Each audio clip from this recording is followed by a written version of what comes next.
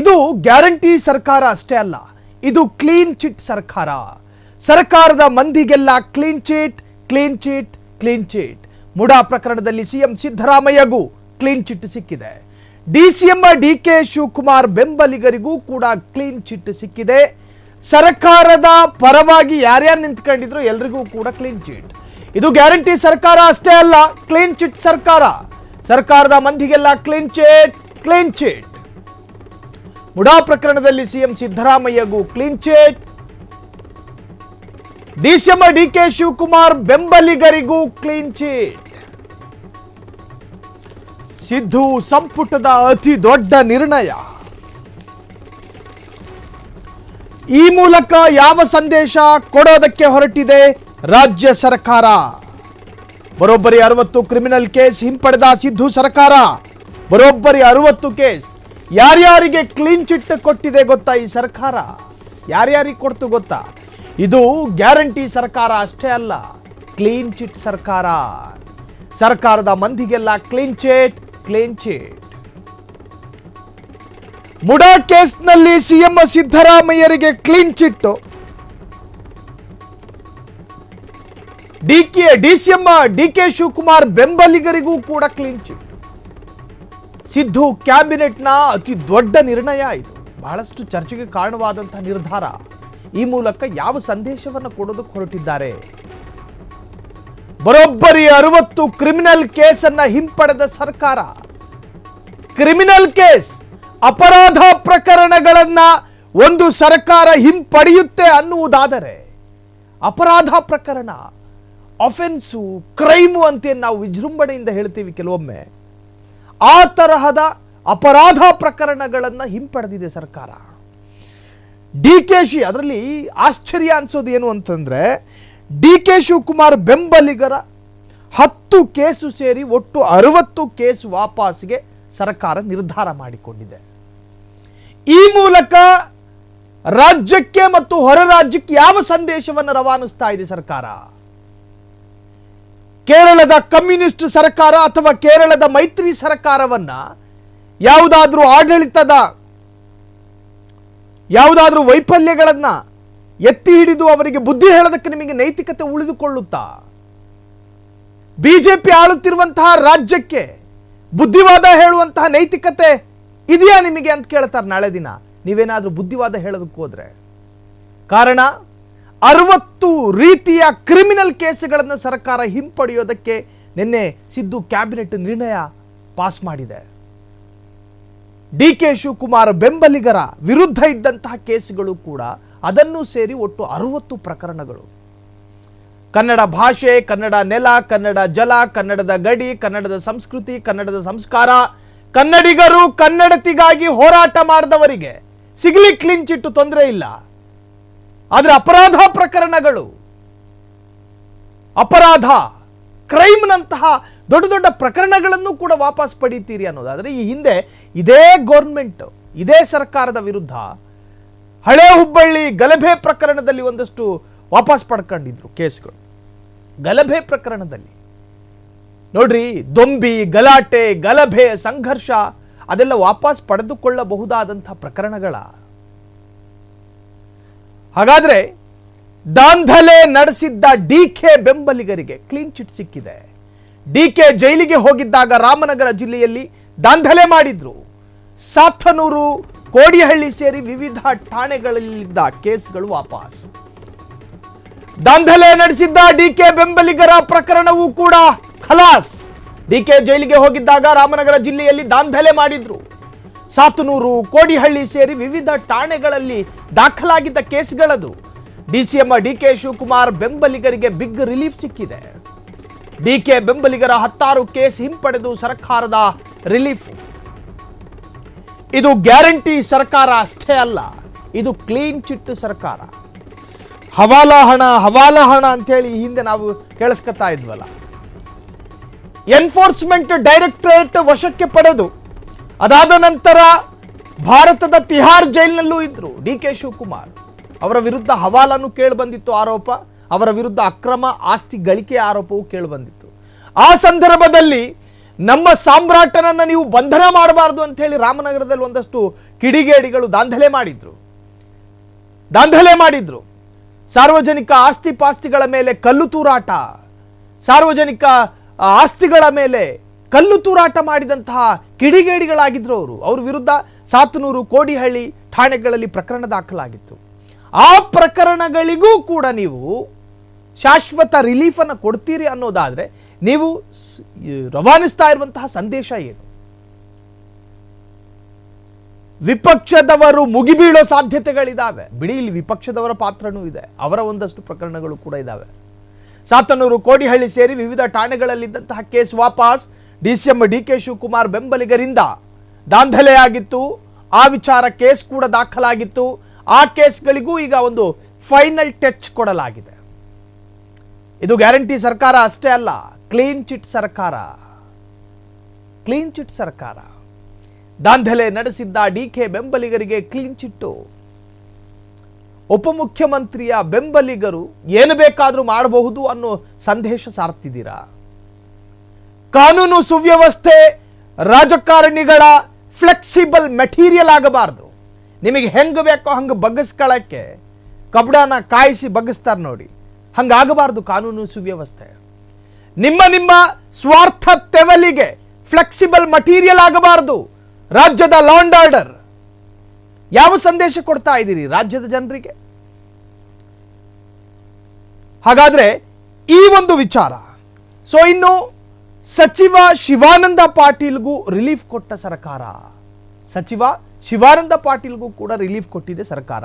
2021ರಲ್ಲಿ ಶಿವಾನಂದ ಪಾಟೀಲ್ ವಿರುದ್ಧ ದಾಖಲಾಗಿದ್ದಂತಹ ಪ್ರಕರಣ ವಾಪಸ್.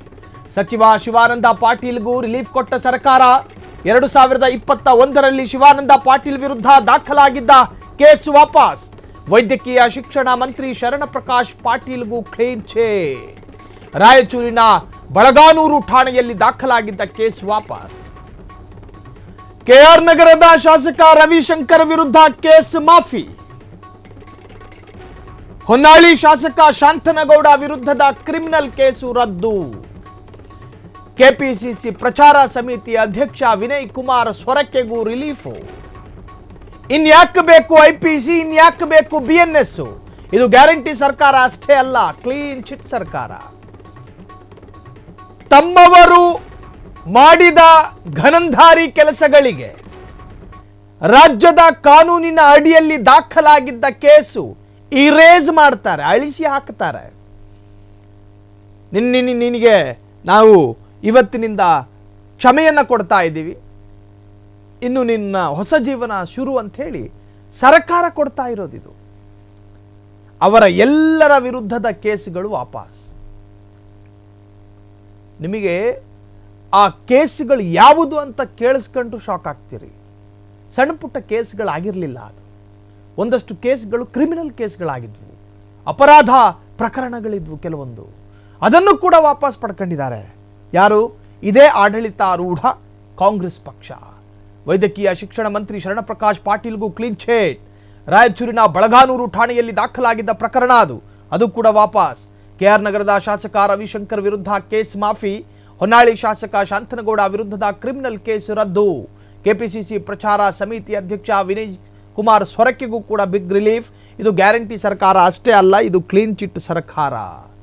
ಪಾಪ ಮುನಿರತ್ನ ಯಾಕೆ ಬಿಟ್ರು? ಅವರ ವಿರುದ್ಧದ ಅತ್ಯಾಚಾರ ಪ್ರಕರಣ ಅದನ್ನು ಮಾಫಿ ಮಾಡಿಸಬೇಕಾಗಿತ್ತು.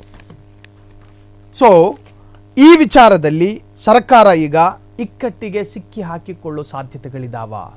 ವಿಪಕ್ಷದವರು ನೋಡಿ, ವಿಪಕ್ಷದ ಪಾತ್ರ ಮತ್ತು ವಿಪಕ್ಷದ ಕೆಪಾಸಿಟಿಯನ್ನ ತೋರಿಸಬೇಕಾದ ಸಮಯ ಇದು. ಬಾಯಿ ಮುಚ್ಕೊಂಡು ಕೂತ್ಕೊಳ್ಳುವಂತಹ ಸಮಯ ಅಲ್ಲ. ವಿರೋಧ ಪಕ್ಷದ ಸ್ಥಾನದಲ್ಲಿ ಕೂತ್ಕೊಂಡಿದ್ದೀರಲ್ಲ ಆರ್ ಅಶೋಕ್ ಸಾಹೇಬ್ರೆ, ವಿರೋಧ ಪಕ್ಷದ ನಾಯಕ ಅಂದ್ರೆ ಶಾಡೋ ಸಿಎಂ ಅಂತ ಕರೀತಾರೆ. ಸಿದ್ದರಾಮಯ್ಯರಿಗೆ ಎಷ್ಟು ಜವಾಬ್ದಾರಿಗಳಿದಾವೋ ಅದರ ಬಹುಪಾಲು ಜವಾಬ್ದಾರಿ ನಿಮಗೂ ಇದಾವೆ. ಈಗ ನೀವು ಚರ್ಚೆ ಮಾಡಬೇಕಿದನ್ನ, ಆಡಳಿತಾರೂಢ ಪಕ್ಷದವರನ್ನ. ನಿಮಗೆ ನೀವು ಚರ್ಚೆ ಮಾಡೋ ನೈತಿಕತೆ ಉಳ್ಕೊಂಡ್ರೆ ಅಲ್ವಾ? ಮುಡಾ ಎನ್ನುವಂಥ ಹಗರಣ ಅತಿ ದೊಡ್ಡ ಸಬ್ಜೆಕ್ಟ್ ಕೈಯಲ್ಲಿದ್ದಾಗ ಬೆಳಗಾವಿಯ ಅಧಿವೇಶನ ನಡೀತಾ ಇತ್ತು. ಆ ಸಂದರ್ಭದಲ್ಲಿ ಸರ್ಕಾರನ ಕಟ್ಟಿ ಹಾಕೋದಕ್ಕೆ ಸಾಧ್ಯ ಆಗಲಿಲ್ಲ, ಇದೇ ವಿರೋಧ ಪಕ್ಷದ ನಾಯಕರುಗಳಿಗೆ. ಆದರೆ ಈಗ ಸರ್ಕಾರವೇ ತೆಗೆದುಕೊಂಡ ಅತ್ಯಂತ ನಿರಾಕರಿಸಲ್ಪಡಬಹುದಾದಂತಹ ನಿರ್ಧಾರ ಇದರ ವಿರುದ್ಧ ವಿಪಕ್ಷದವರು ಸಮರ ಸಾರ್ತಾರ? ಇದರಲ್ಲಿ ರಾಜಕೀಯ ಮಾಡೋದಕ್ಕೆ ಯಾಕೆ ಉತ್ಸಾಹ ಇಲ್ಲ? ವಿಪಕ್ಷದವರಿಗೂ ಕೂಡ ಒಂದಷ್ಟು ಜನ ಪ್ರಶ್ನೆಯನ್ನು ಕೇಳ್ತಾ ಇದ್ದಾರೆ. ಇನ್ನು ರಾಮನಗರ ಜಿಲ್ಲೆ ವ್ಯಾಪ್ತಿಯ ಕನಕಪುರದಲ್ಲಿ ಡಿಸಿಎಂ ಡಿಕೆ ಶಿವಕುಮಾರ್ ಅವರ ಬೆಂಬಲಿಗರು ಬಸ್ಸುಗಳಿಗೆ ಕಲ್ಲು ತೂರಾಟ ಮಾಡಿದ್ರು. ನೋಡ್ರಿ, ಸಾರ್ವಜನಿಕ ಆಸ್ತಿ ಪಾಸ್ತಿಗಳನ್ನು ನಾಶ ಮಾಡೋದು, ಸರ್ಕಾರಿ ವಾಹನಗಳ ಮೇಲೆ ಕಲ್ಲು ತೂರಾಟ ಮಾಡೋದು, ಇದು ಅತ್ಯಂತ ಕಿಡಿಗೇಡಿತನ, ಅದು ಅಪರಾಧ ಅಂತ ಕರೆಸಿಕೊಳ್ಳುತ್ತೆ. ಆ ತರಹದ ಪ್ರಕರಣಗಳಿಗೂ ಕೂಡ ನೀವು ಮಾಫಿ ಕೊಡುವುದಾದ್ರೆ ಏನಿದು ಕಥೆ? ಹಾಗಾದ್ರೆ ಈ ಒಂದು ಪ್ರಕರಣ ವಾಪಸ್ ಪಡೆದ ವಿಚಾರಕ್ಕೆ ಸಂಬಂಧಪಟ್ಟ ಹಾಗೆ ಒಂದಷ್ಟು ಅಪ್ಡೇಟ್ಸ್ಗಳನ್ನು ಗಮನಿಸೋದಾದ್ರೆ, HD ಕೋಟೆಯ ಶಾಸಕ ಅನಿಲ್ ಚಿಕ್ಕಮಾದು ವಿರುದ್ಧದ ಕೇಸ್ ಕೂಡ ಮಾಫಿ. ಕೊಪ್ಪಳ ಶಾಸಕ ರಾಘವೇಂದ್ರ ಹಿಟ್ನಾಳ್ಗೂ ಕೂಡ ಬಿಗ್ ರಿಲೀಫ್ ಸಿಕ್ಕಿದೆ. ಏನು ಸಹೃದಯ ಅಂತೀರಿ? ಕಾಂಗ್ರೆಸ್ಸಿನ ವಿಶಾಲವಾದ ಹೃದಯ ಇದು. ಕೊಪ್ಪಳ ಶಾಸಕ ರಾಘವೇಂದ್ರ ಹಿಟ್ನಾಳ್ಗೂ ಕೂಡ ಬಿಗ್ ರಿಲೀಫ್.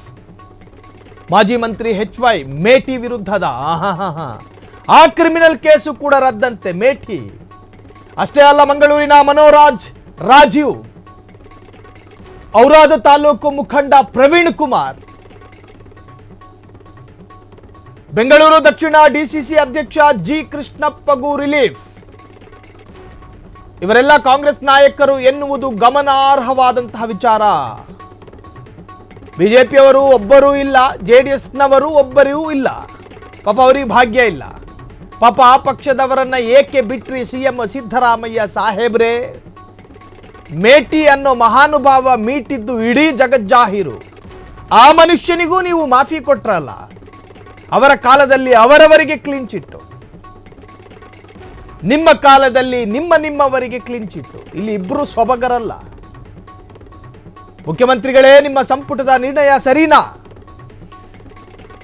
ಕಾಂಗ್ರೆಸ್ನವರು ಸೊಬಗರಲ್ಲ, ಬಿಜೆಪಿಯವರು ಸೊಬಗರಲ್ಲ, ಎರಡೂ ಒಂದೇನೆ. ಅವರವ್ರ ಪಾರ್ಟಿ ಇದ್ದಾಗ ತಮ್ಮವರಿಗೆ ಕ್ಲೀನ್ ಚಿಟ್. ಈಗಲೂ ಕಾಲ ಮಿಂಚಿಲ್ಲ, ಕಾನೂನು ತನ್ನ ಕೆಲಸ ಮಾಡಲಿ. HD ಕೋಟೆ ಶಾಸಕ ಅನಿಲ್ ಚಿಕ್ಕಮಾದು ವಿರುದ್ಧದ ಕೇಸ್ ಮಾಫಿ. ಕೊಪ್ಪಳ ಶಾಸಕ ರಾಘವೇಂದ್ರ ಹಿಟ್ನಾಳ್ಗೂ ಕೂಡ ಬಿಗ್ ರಿಲೀಫ್ ಸಿಕ್ಕಿದೆ. ಮಾಜಿ ಮಂತ್ರಿ HY ಮೇಟಿ ವಿರುದ್ಧದ ಕ್ರಿಮಿನಲ್ ಕೇಸು ರದ್ದಾಗುತ್ತೆ ಅನ್ನುವುದಾದ್ರೆ, ಮಂಗಳೂರಿನ ಮನೋರಾಜ್ ರಾಜೀವ್ ಅವರ ಕೇಸು ಕೂಡ ವಾಪಸ್. HD ಕೋಟೆಯ ಶಾಸಕ ಅನಿಲ್ ಚಿಕ್ಕಮಾದು ಅವರ ವಿರುದ್ಧವೂ ಕೂಡ ಕೇಸ್ ದಾಖಲಾಗಿತ್ತು, ಅದಕ್ಕೂ ಕೂಡ ಮಾಫಿ. ಸರ್ಕಾರ ಏನು ಮಾಡೋದಕ್ಕೆ ಹೊರಟಿದೆ ಅನ್ನುವಂಥದ್ದು ಅರ್ಥ ಆಗ್ತಾ ಇಲ್ಲ. ಇಲ್ಲಿ ಅವರು ಉತ್ತಮರು ಇವರು ಉತ್ತಮರಲ್ಲ ಅಂತಲೂ ಹೇಳೋದಕ್ಕಾಗಲ್ಲ. ಅವರ ಅಧಿಕಾರಾವಧಿಯಲ್ಲೂ ಕೂಡ ಹಿಂಗೆ ನಡೆಯುತ್ತೆ. ಅವರವರ ಆಪ್ತ ವಲಯದ ವ್ಯಕ್ತಿಗಳ ವಿರುದ್ಧದ ಕೇಸ್ಗಳನ್ನು ವಾಪಸ್ ಪಡೀತಾರೆ, ಮಾಫಿ ಮಾಡ್ತಾರೆ. ಸೊ ಕಾಂಗ್ರೆಸ್ ಅದರಲ್ಲಿ ಭಿನ್ನ ಅಂತ ಅನ್ಕೊಂಡಿದ್ರು ಜನ. ಕಾಂಗ್ರೆಸ್ ಭಿನ್ನ ಅಲ್ಲ, ಕಾಂಗ್ರೆಸ್ ಭಿನ್ನ ಅಲ್ಲ. ಬಿಜೆಪಿ ರಾಶಿ ಆದ್ರೆ ಕಾಂಗ್ರೆಸ್ ಕೊಂಪೆ. ಬಿಜೆಪಿ ಈ ವಿಚಾರದಲ್ಲಿ ಬರೀ ರಾಶಿ ಅನ್ನೋದಾದ್ರೆ ಕಾಂಗ್ರೆಸ್ ಕೊಂಪೆ ಆಗಿದೆ. ಸೊ ಕಾನೂನು ಸುವ್ಯವಸ್ಥೆಯನ್ನು ಹೆಂಗ್ ಬೇಕಾದ್ರೂ ಬಳಸಿಕೊಳ್ಳಬಹುದು ಅನ್ನೋ ಸಂದೇಶ ಇದು. ಆಡಳಿತ ರೂಢ ಕಾಂಗ್ರೆಸ್ ಪಕ್ಷದ ಮೂಗಿನ ನೇರಕ್ಕೆ ತನ್ನ ನಿಯಂತ್ರಣದಲ್ಲಿ ಯಾವ್ಯಾವ ಇಲಾಖೆಗಳಿದಾವೋ ಅದನ್ನ ತಮಗೆ ಇಷ್ಟ ಬಂದ ಹಾಗೆ ಅವರೇ ರೂಪ ಕೊಡ್ತಾರೆ. ಅದಕ್ಕೆ ಹಿಂಗೆ ಇರಬೇಕು, ಅವರೇ ರೂಪ ಕೊಡ್ತಾರೆ, ಅವರೇ ಅದನ್ನ ಪ್ರಯೋಗ ಮಾಡ್ತಾರೆ ಅವರಿಗೆ ಬೇಕಾದ ರೂಪದಲ್ಲಿ. ಸೊ ಈಗಾಗಲೇ ಆಕ್ರೋಶವೂ ಕೂಡ ವ್ಯಕ್ತವಾಗ್ತಾ ಇದೆ. ಸಾರ್ವಜನಿಕ ವಲಯಗಳಿಂದ ಜನಕ್ಕೆ ಆಕ್ರೋಶ ಸುಗಿತಿದ್ದಾರೆ ಸರ್ಕಾರಕ್ಕೆ. ವಿಪಕ್ಷದವರಲ್ಲ, ಜನ. ಯಾವ ಜನ ನಿಮಗೆ ಅಧಿಕಾರವನ್ನು ಕೊಟ್ಟರು, ಯಾವ ಜನ ನಿಮ್ಮ ಅಧಿಕಾರ ಅಥವಾ ಕಾರ್ಯವೈಖರಿಯ ಬಗ್ಗೆ ಶ್ಲಾಘನೆ ಮಾಡ್ತಾ ಇದ್ರು, ಯಾರು ಅಹಿಂದ ಸಮಾಜದ ಏಕಮಾತ್ರ ಪರಮೋಚ್ಚ ನಾಯಕ ಅಂತ ಕೂಗಿ ಕೂಗಿ ಕರೀತಾ ಇದ್ರು, ಆ ಜನ ಇವತ್ತು ಬೇರೆ ತರಹದಲ್ಲಿ ಮಾತನಾಡ್ತಾ ಇದ್ದಾರೆ. ಅದಕ್ಕೆ ಅವಕಾಶ ಮಾಡಿಕೊಡ್ಬೇಡಿ. ಸಿದ್ದರಾಮಯ್ಯರ ಸ್ವಂತ ನಿರ್ಧಾರ ಇದು ಆಗಿರಬಹುದು ಅನ್ನೋ ಅಭಿಪ್ರಾಯ ನಮಗಿಲ್ಲ. ಸಿದ್ದರಾಮಯ್ಯ ವೈಯಕ್ತಿಕವಾದಂತಹ ಸಿದ್ದರಾಮಯ್ಯರ ನಿರ್ಧಾರ ಇದಾಗಿರಬಹುದು ಅನ್ನೋ ಅಭಿಪ್ರಾಯ ನಮಗಿಲ್ಲ. ನಮಗೆ ಗೊತ್ತು ಏನೇನಾಗಿದೆ ಅಂತ. ಆದರೆ ಅವರೇ ಗಟ್ಟಿ ಮನಸ್ಸು ಮಾಡಿ ದೃಢ ನಿರ್ಧಾರದಲ್ಲೇನಾದರೂ ಆ ಸದನದಲ್ಲಿ ತೊಡೆತಡ್ತೀರಿ ನೋಡಿ, ಹಂಗೇನಾದರೂ ತಟ್ಟಿ ನಿಂತ್ಕೊಂಡಿದ್ದಿದ್ರೆ ಬಹುಶಃ ಈ ನಿರ್ಣಯ ಪಾಸ್ ಆಗ್ತಿರ್ಲಿಲ್ಲ. ಮುಖ್ಯಮಂತ್ರಿಗಳೇ, ಈ ನಿರ್ಣಯದ ಬಗ್ಗೆ ಪರಾಮರ್ಶೆ ನಡೆಸಿ. ಈಗಲೂ ಕಾಲ ಮಿಂಚಿಲ್ಲ, ಕಾನೂನು ತನ್ನ ಕೆಲಸ ಮಾಡಲಿ. ಈಗೇನು ಸಮಯ ಏನು ಮೀರ್ ಹೋಗಲಿಲ್ಲ. ಸಾಕಷ್ಟು ಬಾರಿ ನಿಮ್ಮ ಒಂದು ದೃಢತೆಯ ಬಗ್ಗೆ ನಾವು ಶ್ಲಾಘನೆ ಮಾಡ್ತೀವಿ ಕೂತ್ಕೊಂಡು. ನಿಮ್ಮ ಬದ್ಧತೆಯ ಬಗ್ಗೆ ನಾವು ಭಾರಿ ದೊಡ್ಡ ಮಟ್ಟದಲ್ಲಿ ಅದನ್ನು ಶ್ಲಾಘಿಸ್ತೀವಿ. ಆದರೆ ಈ ವಿಚಾರದಲ್ಲಿ ನೀವು ಎಡವಬಾರ್ದಾಗಿತ್ತು. ಹುಕ್ಕಿ ಹರಿಯುವ ನೀರಿನ ಅಡಿಯಲ್ಲಿ ಮರಳುಗಳಾಗಬಾರದು ಅಂತೆ, ಅದರ ದಿಕ್ಕನ್ನು ಬದಲಿಸುವ ಬಂಡೆ ಕಲ್ಲುಗಳಾಗಬೇಕಂತೆ. ಕಾರಣ ನಿಮ್ಮ ಕ್ಯಾಬಿನೆಟ್ನಲ್ಲಿ ಸಾಕಷ್ಟು ಜನ ಹೇಳ್ಬಹುದ್ರಿ, ಅವರವರ ಬೆಂಬಲಿಗರಿಗೆ ಸಮಾಧಾನ ಕೊಡೋದಕ್ಕೆ ಅವರವರು ನಾನಾ ತರಹದ ಪ್ರಯೋಗಗಳನ್ನು ನಿಮ್ಮ ಮುಂದೆ ತರಬಹುದು. ಅದರರ್ಥ ಅದಕ್ಕೆಲ್ಲಕ್ಕೂ ಕೂಡ ಒಪ್ಪಿತ ಸಮ್ಮತಿ ಅನ್ನೋದ ಸಾಧ್ಯ ಇಲ್ಲ. ಸಿದ್ದರಾಮಯ್ಯನವರೇ, ಇನ್ನೂ ಕೂಡ ಕಾಲ ಮಿಂಚಿಲ್ಲ, ಇನ್ನೂ ಕೂಡ ನೀವು ಇದರಲ್ಲಿ ಬದಲಾವಣೆ ತರಬಹುದಾಗಿದೆ. ಕ್ಷಣ ಕ್ಷಣದ ಸುದ್ದಿಗಳಿಗಾಗಿ ಫ್ರೀಡಂ ಟಿವಿ ಸಬ್ಸ್ಕ್ರೈಬ್ ಮಾಡಿ, ಲೈಕ್ ಮಾಡಿ ಹಾಗೂ ಫಾಲೋ ಮಾಡಿ. ಹೊಸ ಸುದ್ದಿಗಳ ನೋಟಿಫಿಕೇಶನ್ಗಾಗಿ ಬೆಲ್ ಐಕಾನ್ ಮೇಲೆ ಕ್ಲಿಕ್ ಮಾಡಿ.